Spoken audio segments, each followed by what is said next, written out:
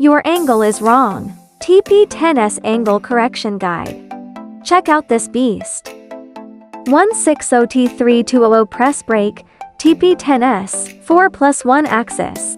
Live in action today. Step 1. Bend your own workpiece. Let's see how far off the angle really is.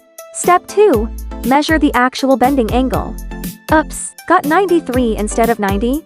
Don't panic, here's how to correct it fast. Step 3. Tap the menu icon. Then hit Manual Move. It still shows our target angle, 90. Click on the target angle. Enter the actual angle, 93. Head back to the main screen. Tap the Start button at the bottom right, that's it. The correction has been applied successfully. Let's do another bend and verify the result by measuring. Safety always comes first. Measured again, spot on, 90 achieved.